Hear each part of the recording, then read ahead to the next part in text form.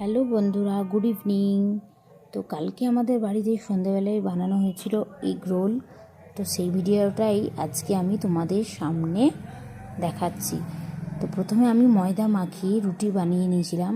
সেই রুটিটাই দেখো তাওয়াতে দিয়ে দেওয়া হয়েছে শেখার জন্য। এরপর ওপর থেকে সাদা তেল ছড়িয়ে দিলাম রুটিটা ভালো করে ভেজে নেওয়ার জন্য। এরপর রুটিটা ভালো করে উল্টিয়ে নেওয়া হবে, ভালো করে তেলে ভেজে নেওয়া হবে। দেখো রুটিটা কিন্তু বেশ সুন্দর ফুলে উঠেছে। দেখো খুব সুন্দর করে কিন্তু রুটিটা ভালো করে একটু ভেজে নেবে। তারপর আগে থেকেই আমি একটা ডিম ফাটিয়ে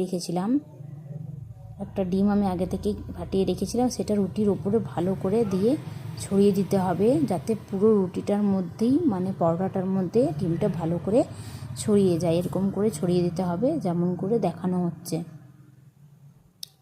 এরপর পরোটাটা একবার উল্টিয়ে নিতে হবে, তাহলে ডিমটা ভালো করে ভেজে নেওয়া যাবে। দেখো পরোটাটা উল্টিয়ে নেওয়া হয়েছে, ডিমটা কিন্তু ভাজা হয়ে গেছে। ওপর থেকে আরেকবার সাদা তেল ভালো করে দিয়ে দিতে হবে। আর আমি আগে থেকেই স্যালাড কুচি করে রেখেছিলাম, যেটা পেঁয়াজ কুচি, টমেটো, শসা কুচি, লঙ্কা কুচি দিয়ে রেখেছিলাম। ওটা ওই পরোটাটার মধ্যে ভালো করে ছড়িয়ে দিতে হবে। তারপর একটু ওপর থেকে বিভিন্ন রকম মশলা দিয়ে দিতে হবে, পাস্তা মশলা আর অন্য রকম মশলাও তোমরা দিতে পারো।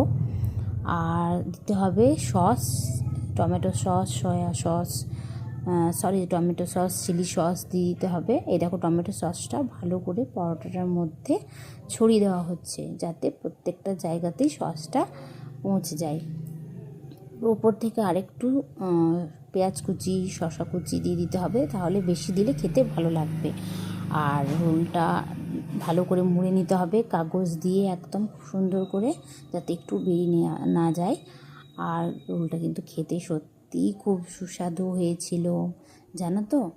তো কালকেরটাই আমরা টিফিন করেছি। কেমন লাগলো ভিডিওটা অবশ্যই জানিও তোমরা কিন্তু। টাটা।